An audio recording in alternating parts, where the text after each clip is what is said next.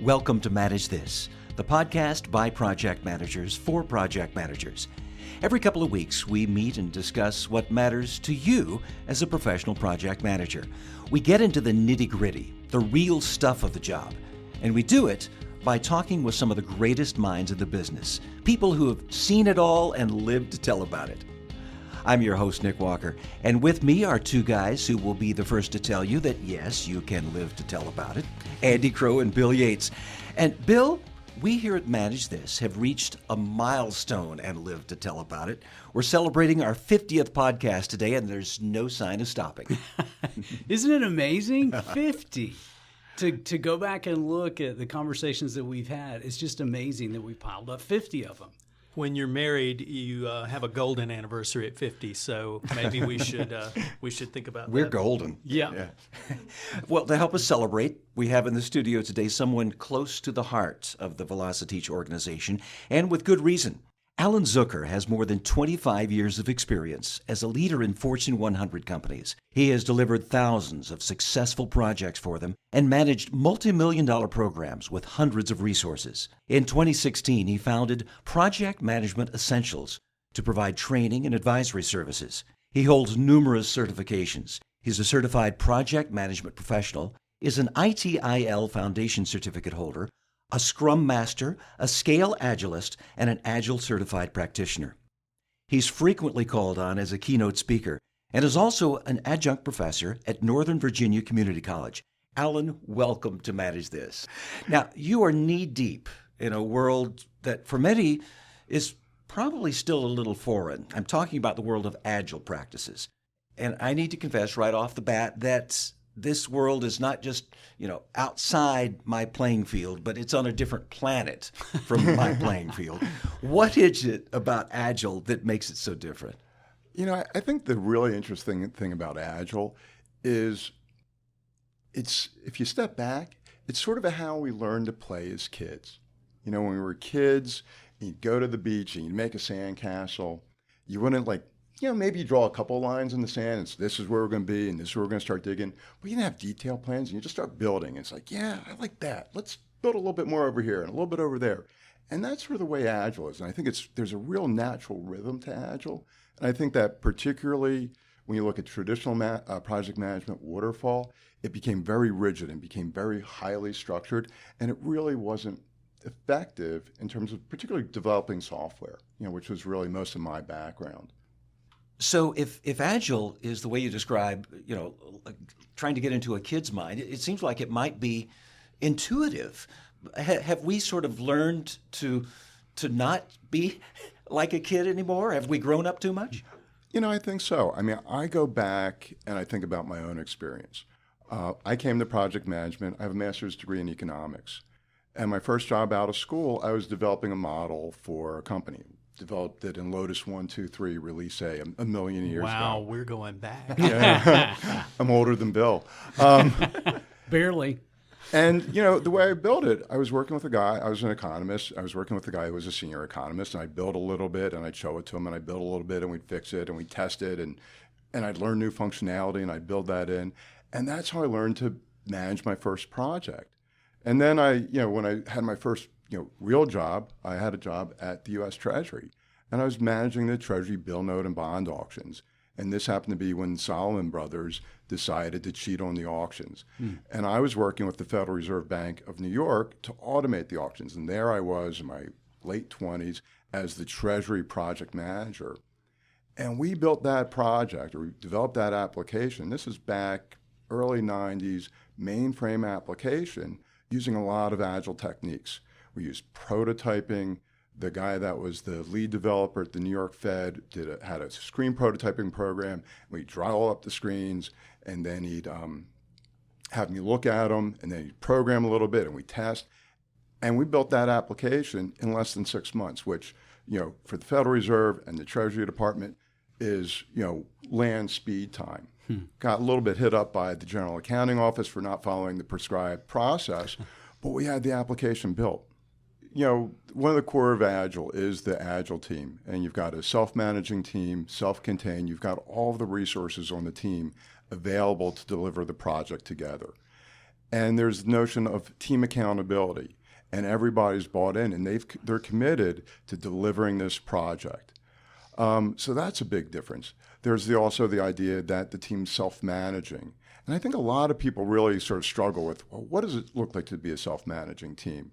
And I think it's really the idea that that team feels accountable for that delivery. They don't have managers that are micromanaging. They've got managers that are focusing on, what can I do to help you get this project done? And I think those are some of the key things about the team. Well, it's interesting. You just brought up something that that maybe makes some project managers' heads kind of melt a little bit. Bill, there's no formal role of project manager necessarily on an Agile project, and if they are, they're not. There's no project manager on the team embedded in the team. Right, and these you go back to the Agile Manifesto. It says you're going to have self-organized teams that are made up of motivated individuals. Right. So who's motivating them? If you don't have a PM going, come on, guys, be motivated. The whip, right. So how do that, a part of self-management is this motivation aspect. Mm-hmm. And the other part of that principle in Agile talks about trust. So how, who has influence over that? If there's not a PM in that role to create a motivated team built on trust, so who takes care of that in the playground? So it's interesting because there's a big controversy about what's the role of the PM in the on the Agile team. Right. And one of the an officer at a company that I worked with was like, no PMs, and it became a real issue. And even when you read the Agile practice guide, they're very not clear about the role of the PM, which I thought was very interesting. But I still think that you need someone on the team that's going to be the team leader. Right. And it's not going to, you change the way how you lead the team. It's not going to be that directive leadership style, but it's going to be that collaborative leadership style. Right. I spent a good bulk of my career. I spent 14 years at MCI, and telecom was really a great place to be. And it was an entrepreneurial culture. And there, as a senior manager, I managed all the financial reporting systems for the consumer business unit. My boss was the director of the accounting group. And she would give me very general directions. One of my favorite projects there, and we were Agile before we knew it there as well. Mm-hmm. Back in the late 90s, we were entering the local markets. And my boss gave me about a 15-page product description that had come out. She said, "Go to this meeting and find out what's going on." And we were going to partner with another company to offer national long-distance service. I came back from the meeting, told her what it was about. I said, "I got one question for you." I said, "Do I assume that we build our own reporting, or we're just going to get the reporting from the vendor?" She said, let's assume that we'll build our own reporting. That was all the direction that I needed and I got. And MCI, that was the first time we had a PMO for anything. We had 3 people in our PMO, but the way we got our work done it was all networked. And people from the different groups got together and figured out, how are we going to solve this? And I think that's really, when we talk about, self-managing, self-motivating teams, that's really a big piece of it. We had people that had formal leadership roles, but we knew how to work and play together and get things done without being told. One of the real benefits of doing it that way, you triggered a lot of thoughts as you were going through this, is you get the decision makers and the key stakeholders together, embedded in the team, and they resolve problems there on the spot. Whereas one of the problems in a waterfall project, especially in a really bureaucratic organization where people aren't empowered, and that's a key to Agile mm-hmm. teams, they're empowered to make decisions, to prioritize things.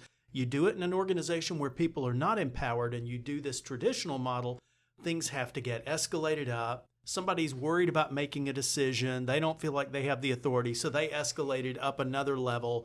People spend their entire lives in meetings, going through lists of things and trying to make decisions, when really the team's perfectly capable mm-hmm. of making a good decision and living with it. Yeah. If you'll just empower them. Yeah, and I think that is really the empowerment of making decisions and trusting people to make those decisions is critical. And it's the people that are on the team that know best. A director or a VP, they don't know all the nuance and all Right. the detail. Yeah, and the thing is, the team can represent the team's interests. The team can have the customer embedded, and they can represent the customer's interests, and all of those things. I agree. I don't know. I wouldn't say that directors and VPs, they have a different perspective. They have their perspective, and they don't need to be gummed up with those tactical decisions. They need to Absolutely. have somebody they can trust.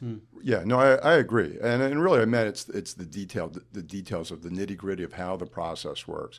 And I think the other big piece, and you brought it up, and we should have brought it up earlier, is the notion that the customer is actively involved and engaged in the team. That the product owner is sitting there every single day with the team and helping make those small decisions.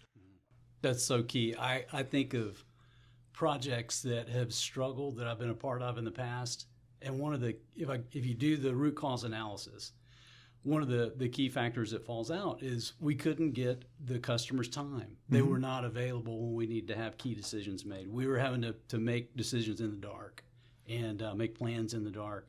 So that element of an iterative or agile approach is very appealing to me, given some of the experience that I've had with some past projects. Yeah, and when we went through an agile transformation at one of the companies I work with, we had someone that before the transformation she was on the business side, she was the requirements analyst, she wrote the business analyst, she wrote all the requirements. She was always frustrated. She'd write the requirements. She's like, those darn guys in IT, they don't understand what I want. Right. Yeah, they're just. We did the agile transformation. She became the product owner. She's sitting with the team, and she's like, you know what? It wasn't those darn programmers that didn't understand. My requirements weren't that good. Right.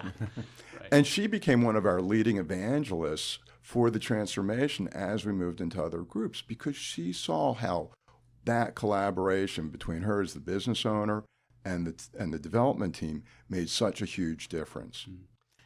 As the outsider here, let me jump in with a question. It seems to me that maybe with Agile, there might be more potential or danger of conflict or disagreement among team members. I mean, on the playground, if you don't like what's going on, you can take your toys and go home. But you got to work things out. Those conflicts out. Is there more potential in an Agile situation with conflict among each other? Well, it's funny. A good friend of mine who's from the great state of Texas, said that his father would define conflict as a county where there was at least two people. In everything we do, there's going to be conflict. It's how we manage the conflict that matters. And one of the really good things that you do when you set up an Agile team is you set up at the beginning, you set up your rules of behavior, your rules of normative behavior. And everybody agrees this is how we're going to work as a team. You set up how we're going to resolve conflicts, how we're going to handle differences. Are we going to show up at meetings on time, or are we going to show up at meetings habitually 5 minutes late? And in setting those things up explicitly and getting the team to be self-governing with that is really an important part of how do we handle our conflict. Alan, this reminds me of some of the past conversations that we've had. And you've described, I think it was at MCI, you talked about an element of the culture that was there that you really enjoyed, which there was a lot of emotion, right? There were times when you guys would be very passionate in meetings about a technical decision, or should we go this way or that way. But you said at the end of the day, you guys would work it out on the playground. Everybody stayed. They kept their toys there, and you guys got stuff done. Yeah, I remember one of the projects we were working on there, and we were trying to do an integration, and it was between the consumer and the business market side. And about 5 or 6 of us locked ourselves in a conference room. It had this huge whiteboard. And me and one of the other guys went up to the board, and he was writing stuff up, and I was racing, and then he'd draw stuff in. And we had developed a relationship over the years, and we got out of there in about an hour, and people were like, wow, that was a lot easier than I thought it was going to be. But you're right. We had a culture there where we would go toe to toe. We'd be mud wrestling out in the courtyard to figure out what the right answer is. But afterwards, we'd be hugging and moving on because we came up to the solution. I've been in other environments that are more structured, more bureaucratic, and we didn't fight.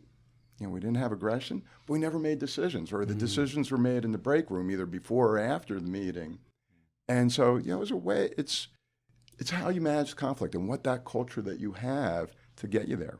I used to work, Alan, with a stereotypical. I know this is going to probably get us some mail. A stereotypical Philly guy, and his style of negotiating with me was, "I'm not winning if you're not losing." And he was a tough negotiator, but I always walked out of there feeling like I had to donate blood and and body mass in order to get out of the negotiating with this guy. It was really intimidating. And then, you know, you do find situations where you can go toe to toe and then go back and everything's okay. It's all about how you're going to reach consensus. What does that mean? Yeah. There's a lot of it. Yeah.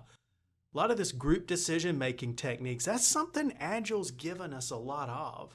One of the interesting things that I've found with Agile, and this is a true philosophical shift from the way that I was brought up doing things. The way I was brought up doing things is you assemble a team of specialists, and each person knows their way. You know, it's like an old World War II movie, or the Eiger Sanction with Clint Eastwood, you know, where he has to climb the cliff. Everybody's got a function and a role. Or Mission Impossible. That's a good current one. You know, everybody's a specialist at something, explosives and hacking and, you know, espionage. Agile doesn't really do it that way. They have a kind of a different approach. Talk to us about that. So, you know, in Agile, you really want to have a team where it's generalizing specialists. And I think one of the things that we've gotten into in IT in particular is that we've got specialists, and we've got everybody siphoned off in their different groups, and we hand off work through our ticketing systems, and there isn't that sense of collective ownership, or even that sense of the collective thought of really what is it what we want. And, you know, and one of the things when you'll talk about lean is imagining the whole. And when you've got a team that imagines the whole, they think about the problem end to end, and it creates greater strength across the team. I mean, you may not have that same core, you know, that deep sense of I know how to be the best DBA there is. Right. But, you know, I understand how we're putting this thing together as a solution. And you don't have the handoffs, and you don't have the frustrations with the handoffs where it's like, I have this small change, but I'm going to ship it over to this other person and wait for them, you know, wait a couple of days for them to, you know, execute the command or change the database table or set up the environment for me. I can do that, and it's much more efficient as well. You know, this is one of those areas that I'm struggling to get fully in sync with the Agile community on. I'm doing an Agile project right now where I'm actually sitting on a team as the product owner, and it's an interesting time. But this idea of generalizing specialists is challenging, and I'll tell you why experientially. You go back and way back in time, I was a C++ Windows developer. And if you go back to around 1994 and 5, I knew everything I wanted to know about how to write in Windows, how to write C++ Windows software. I was a team lead on a project, and then a guy took me aside and said, hey, you're going to have to write your own device driver to communicate with the mainframe. It's TN3270 driver. And he said, you're going to have to do it. And I no more had any idea how to do this. And I'm sitting back in a room. We were co-located. There were 5 of us, and nobody knew where to begin. Early days of the internet, we were trying to research this, and the guy made it sound, he was so flippant about it. You know, I just write your own driver, you know, and oh, okay, well, you know, and then suddenly, so we had to bring in a specialist who knew this stuff, and this guy, I mean, that was his life. You know, he came in, he was able to do it. Now, he couldn't do what I did, but there is no way to this day, it was still a black art seeing what he actually did and how he did it. And so there are times, here's my point. There's this idea, if you're all just working on an application, then yeah, it's good that you can do some UI work and I can do some back-end work and some communications work and those types of things, and we can cross-functionally fill each other's situations. But there are plenty of times when you're going to need a full-stack developer, and everybody can't be that. Yeah, no, and there are times where you need that specialist. You need that person that knows specifically how to execute this piece of the tech stack. And Agile wouldn't be adverse to you bringing that person in, but the notion that the team has that broad sense is really the key. And it's really funny because a little bit after that, when I was at MCI, I was on one of the first groups that was doing a data warehouse. We're doing a client server, data warehouse, executive reporting system. I came in, I was starting out as the project manager. I got involved and I started doing the data modeling. And I didn't know anything more about data modeling than I did about putting a man on the moon. But it's like, you're the data modeler. And then I learned how to do Power Builder. Right. And I knew enough to be dangerous. Yeah. Yeah, I knew enough to be dangerous, but it really helped me work much better with the rest of the team that were doing the really technical pieces. I couldn't do all of it, but there were pieces I could do, and it really gave us a lot more core. One of the reasons this is so important to Agile, though, is that the team makes the commitment. Individuals don't make commitments, and the team makes a commitment to a certain amount of work during an iteration or a sprint, and you're committing to help each other to get there one way or the other. And so now you don't need people in silos, you need people who are cross-functional. That's so true. And I think of as a member of an Agile team, the more that I know about everybody else's role and what they do, then the better off I am. And the smarter the decisions are that I make. If I think if I'm a pure DBA and I'm thinking, okay, the easiest way to add this new functionality, I'm going to add 3 more fields to this table. Now, they're all connected to other tables. There's all these dependencies and everything. If I know the impact it's going to have on Fred, who's sitting over here in testing, and Angela, who's got to then document and roll out the plans to the customer and explain to them, it just makes me think through, and okay, who's going to optimize this? I don't care. I'm just going to add fields to the table. I don't care about the performance impacts that it has, but I need to. So the more awareness I have of my team members and the impact that it's going to have on them, the smarter the decisions that I make. Well, and the other piece is, it used to be that if you're the DBA, you're sitting on a whole other floor. Right. Maybe in a different state. Yeah, right. Now the 4 of you are sitting in that room. And if you do something with the table that messes up Fred or Angela, you're going to know about it by the end of the day. And they're going to be giving you that feedback. You need to change your design. And that's the other wonderful thing about the co-location of the team and having everybody there, and they're discussing the issues and they're discussing the problems in real time versus, passing design documents back and forth. Because we just really can't describe some of that stuff very well in words. I've got there's a large financial organization that I've done some work with. We've developed work for and delivered training, and I had the chance to be on site at one of their locations up in the Northeast. And they have blown out all the walls, and now they have collaborative workspaces. And we all know there's good and bad to that. Mm-hmm. But the beauty is they had, just like you mentioned, they've got all the different roles on these sub-teams that are right there literally on the same table. It's a big, long workbench. And they've got their monitors up, and they're looking at their monitors, but they're also looking at each other. And they're seeing when they're doing things that are impacting positively or negatively their teammates. Yeah, and it's really important. I mean, I remember at one point when I was at MCI, my development team was 1 floor above me, and I wore out the treads on the stairs between the 3rd and the 4th floor. I was upstairs every hour at least. When they moved across the street, the level of communication and the collaboration really went down because we just weren't talking face to face. And that collaboration, that face-to-face collaboration, I think is really one of the gems in Agile. I've got to ask Alan something. So let's say I'm a project manager who's been more ensconced in the traditional approaches, and now I'm looking at Agile going, okay, I want to figure out some things. Mm-hmm. So could I just grab a couple of maybe some checklists or some templates for Agile and just kind of run with it and call myself Agile?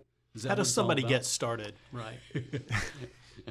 I really think that there's a lot of training out there. One of the places a lot of people start is they take their Certified Scrum Master training, which is a 2-day course, which is usually a pretty good introduction. One of the really great things about Agile, which makes it difficult, is the field is so rich with different points of view. So I think, taking some basic training so you understand the premises of either Scrum. And I've actually become a big fan of Kanban lately, and it's a little bit more difficult to find that Kanban training. But then, reading, there's lots of great books. I mean, Jeff Sutherland's book on Scrum is just a great book. I just worked my way through the DevOps Handbook by Gene Kim and John Willis. That's a great book. The Phoenix Project, which describes DevOps in really layman's terms by telling a parable, is also a really good book. And you start, and listening to podcasts. I mean, if I can, I listen to like Agile Uprising is another really great podcast. I listen to their podcasts all the time, or DevOps Cafe. And you just start hearing all these different stories, and it really begins to click and make sense. I'm thinking about my own career in television. I've been in TV a long time. When I first got into it, we were shooting film for television news. Okay, that's how old I am. And we were pretty used to doing it that way, and it was working pretty well.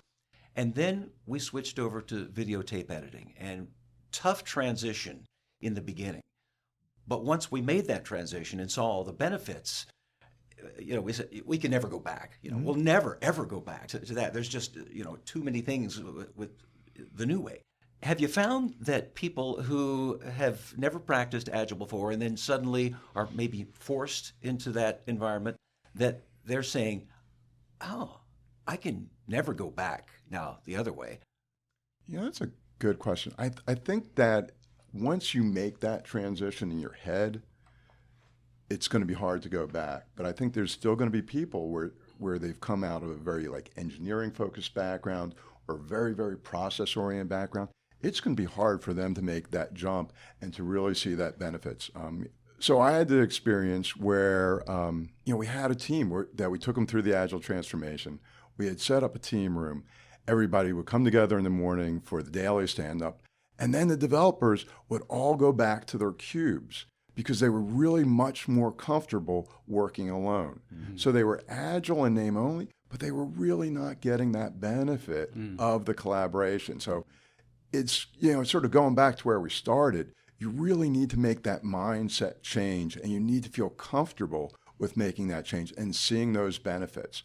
I was very fortunate. I was doing Agile before Agile was articulated as Agile, and to me, it makes great sense. But I've seen people that have really come at it from an engineering background, and they struggle because they still think, I'm a specialist, and I know my thing, and we need to do, the most efficient way is to do separation of labor, and that's the way I was taught.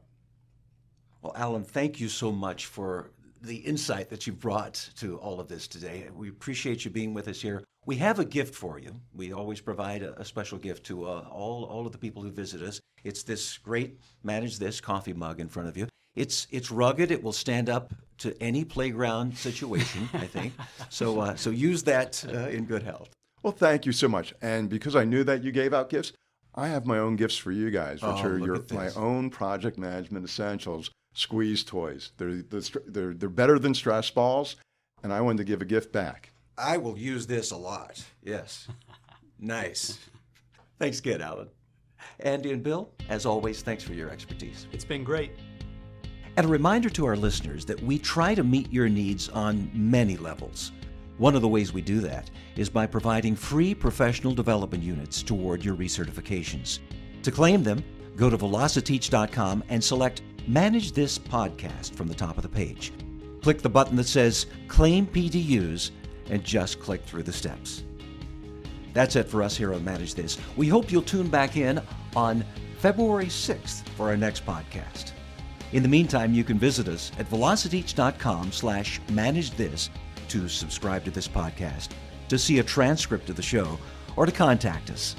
And tweet us at manage_this if you have any questions about our podcasts or about project management certifications.